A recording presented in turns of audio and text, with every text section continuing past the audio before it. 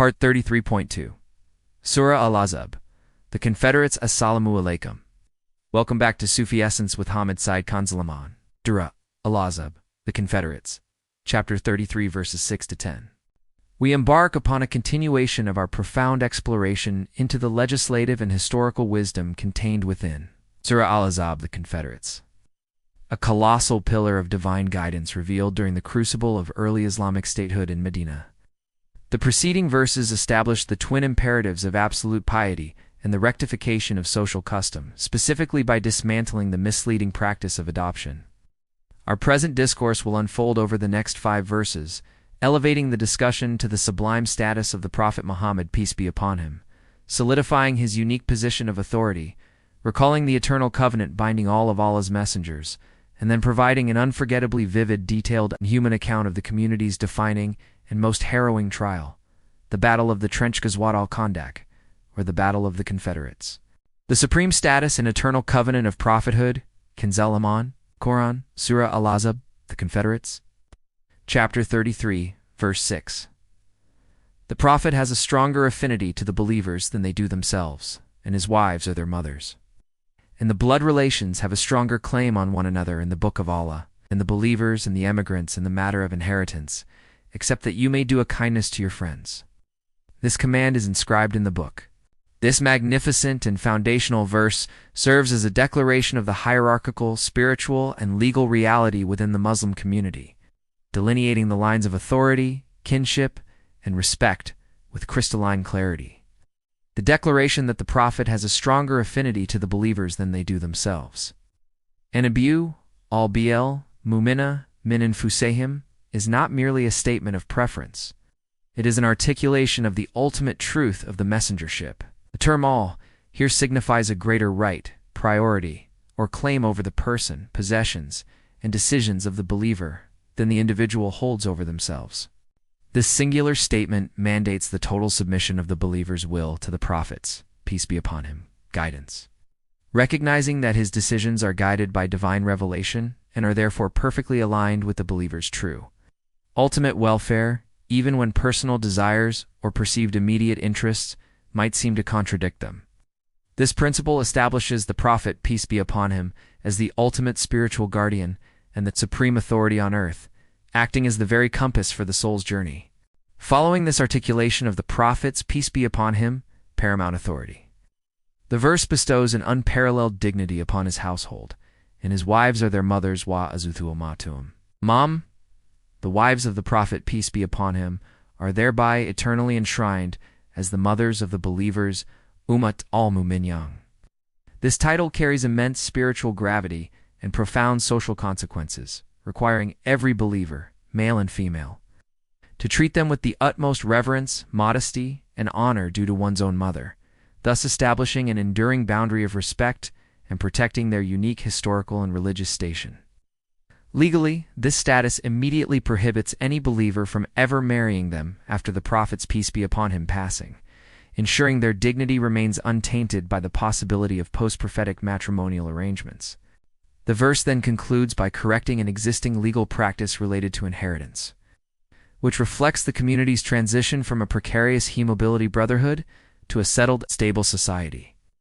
And the blood relations have a stronger claim on one another in the Book of Allah than the believers and the emigrants. In the matter of inheritance, except that you may do a kindness to your friends. In the initial urgent days of Medina, the ties of faith and the pact of emigration kht between the Muhajirin emigrants and the Ansar helpers were so intense that spiritual brotherhood was sometimes prioritized over biological kinship in matters of inheritance. Allah here restores the primacy of blood kinship, LLRM, in the fixed laws of inheritance.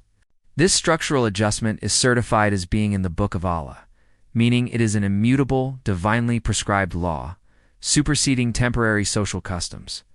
The small allowance for voluntary charity or bequest to spiritual friends, alak ikam marafan, remains, providing flexibility for compassion, but the firm legal framework is established upon kinship.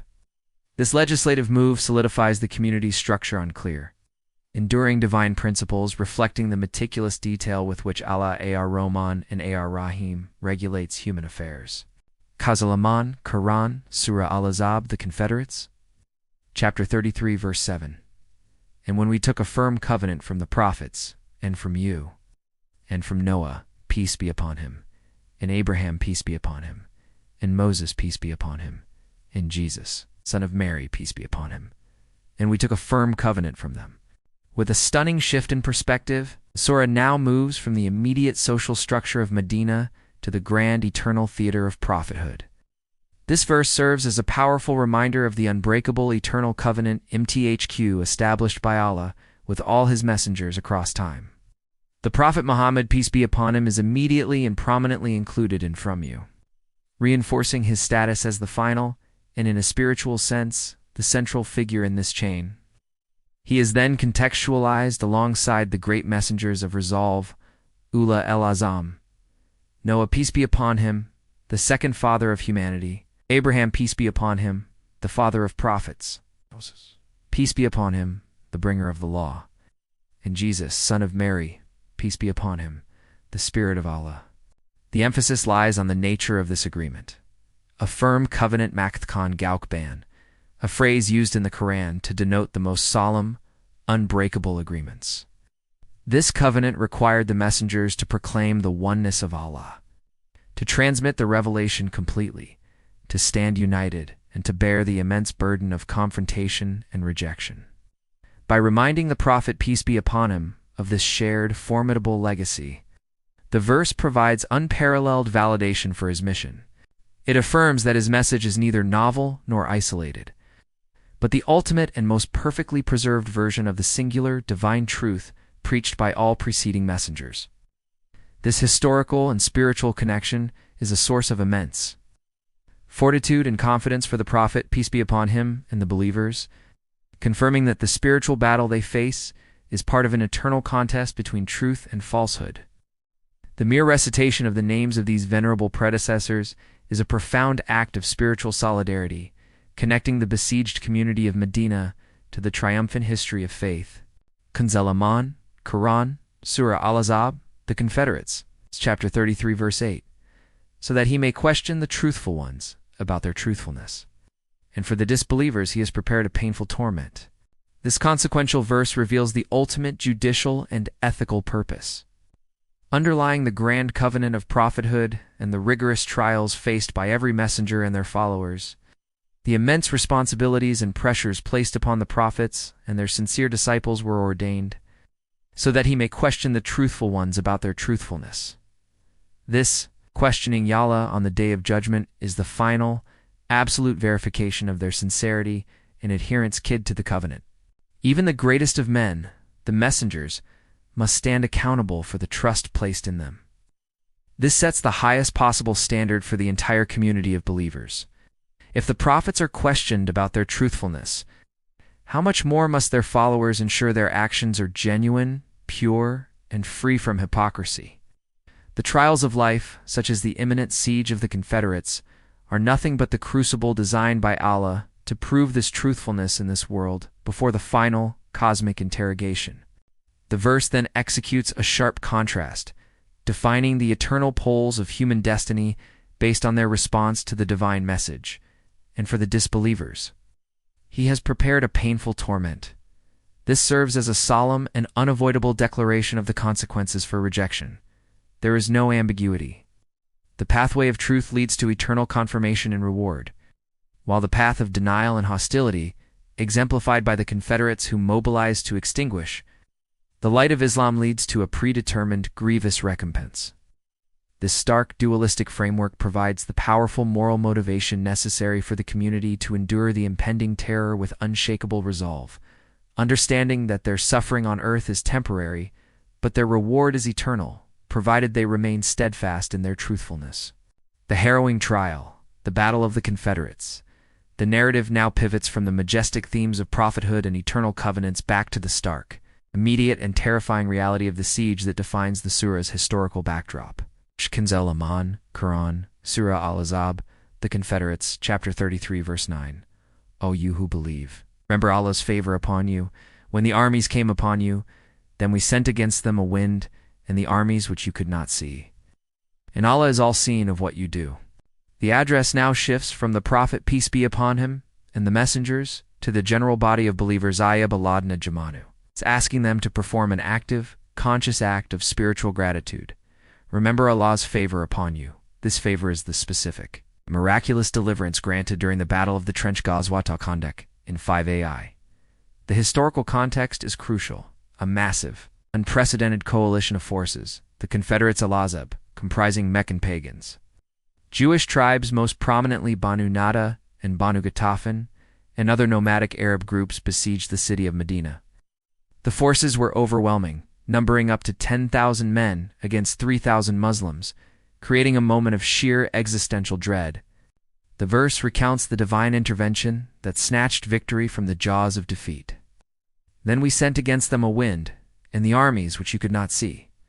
This was not an ordinary gust of wind, but a miraculous, bitter, and terrifying tempest of extraordinary cold and violence that lasted for 3 days. It extinguished the enemy's campfires, essential for cooking and warmth. It overturned their tents, scattering their meager provisions. And most importantly, it struck terror into their hearts and sowed dissent among the disparate allied tribes.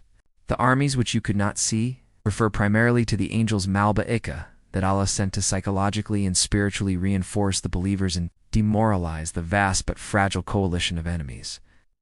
This was a purely metaphysical intervention, a reminder that the true powers governing destiny transcend the visible, physical realm of spears and shields. The verse concludes with a reminder of divine omniscience, and Allah is all-seeing of what you do. This ensures the believers understand that the miracle was not random chance, but a specific, deserved recompense for the sincerity, effort, and compliance of those who remain steadfastly on the edge of the trench. Kanzaliman, Qudran, Surah Al-Ahzab, the Confederates. Chapter 33, verse 10. When they came upon you from above you and from below you, and when the eyes swerved and the hearts reached the throats, and you were thinking various thoughts about Allah. This is, perhaps, one of the most vividly dramatic and psychologically accurate verses in the Quran, capturing the human experience of extreme duress. The description of the siege is intensely physical. When they came upon you from above you and from below you, the above and below perfectly describe the encircling nature of the siege. The enemy was pressing the community from both the direction of the high ground and the exposed plains, with the famous trench being the only barrier. The threat was total, encompassing the full circumference of the inhabited area. The verse then plunges into the psychological toll, a masterpiece of expressive language. And when the eyes swerved, and the hearts reached the throats. The swerving of the eyes, Zayat al-Abru, implies the constant, fearful darting of vision, unable to rest or focus due to overwhelming anxiety, compounded by the constant vigil day and night. The image of the hearts reaching the throat, Swabalua al-Qalbu al-Anjira, is a powerful idiom for the extreme, suffocating panic and dread. The chest constricts, breathing becomes labored, and the pulse races, a physical manifestation of paralyzing fear. This is not a detached historical account. It is a profound validation of the sheer human difficulty of the trial. Crucially, the verse captures the resulting spiritual fragmentation, and you were thinking various thoughts about Allah. This is the internal battlefield of the fitna trial. While the true believers were wrestling with temporary, painful doubts, the hypocrites, munfiqan within the ranks, indulged in malicious, wicked thoughts. They doubted the Prophet's, peace be upon him, truthfulness, questioned Allah's promises, and secretly wished they could abandon the fight, whispering rumors of defeat. The sincerity of the believers was being tested against their natural human frailty, while the hypocrisy of the insincere was being exposed by their conscious, intentional negative projections upon the divine plan. This entire ordeal, from the external siege to the internal spiritual turmoil, served as the ultimate test to distinguish between the truthful Dedicon and the false Munfiqan, proving the eternal relevance of the very covenant mentioned in the preceding verses. The ultimate lesson is that victory is first achieved in the heart's resolute adherence to Allah, even when all physical signs point to absolute destruction. The Hadith on Lineage and Truth, verse 6, with its decree of the paramount claims of blood relations in Allah's law, returns us to the absolute necessity of maintaining the truth of one's lineage. The integrity of the Muslim society rests on the clear identification of individuals, securing family rights and responsibilities. The Prophet, peace be upon him, issued severe warnings against practices that intentionally obscured or distorted this truth, underscoring its spiritual weight. The Prophet, peace be upon him, taught, "No, people who have separated from their origins or kinship and claimed a lineage other than their fathers know Allah." Sunan Ibn Majah Hadith 2599.